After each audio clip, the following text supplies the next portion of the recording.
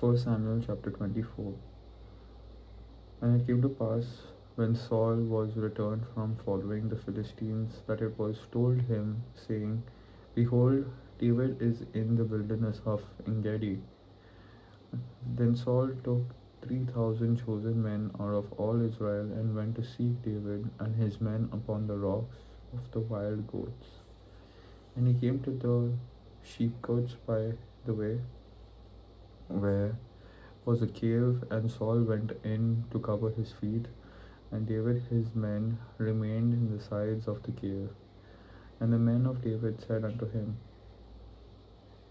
Behold, the day of which the Lord said unto thee, Behold, I will deliver thine enemy into thine hand, that thou mayest do to him as it shall seem good unto me. Then David arose and cut off the skirt of Saul's robe privily. And it came to pass afterward that David's heart smote him, because he had cut off Saul's skirt. And he said unto his men, The Lord forbid that I should do this thing unto my master, the Lord's anointed, to stretch forth mine hand against him, seeing he is the anointed of the Lord. So David stayed his servants with these words, and suffered them not to rise against Saul. But Saul rose up out of the cave and went on his way. David also arose afterward and went out of the cave and cried after Saul, saying, My lord the king. And when Saul looked behind him, David stooped with his face to the earth and bowed himself. And David said to Saul, Wherefore hearest thou men's words, saying, Behold, David seeketh thy heart?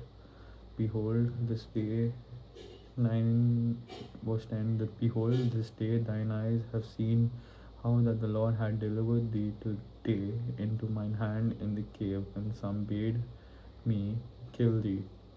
But mine eye spared thee, and I said, I will not put forth mine hand against my Lord, for he is the Lord's anointed. Moreover, my father, see the skirt of thy robe in mine hand, for in that I cut off the skirt of thy robe and killed thee not. Know thou that, moreover, verse 11, Moreover, my father, see the skirt of thy robe in my hand, for in that I cut off the skirt of thy robe and killed thee not. Know thou and see that there is neither evil nor transgression in mine hand, and I have not sinned against thee, yet thou huntest my soul to take it. The Lord judge between me and thee, and the Lord avenge me of thee, but mine hand shall not be open thee.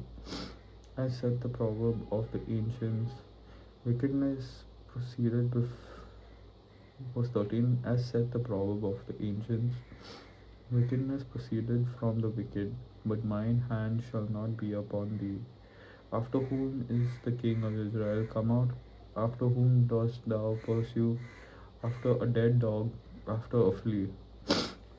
The Lord therefore be judge, and judge between me and thee, and see and plead my cause, and deliver me out of thine hand.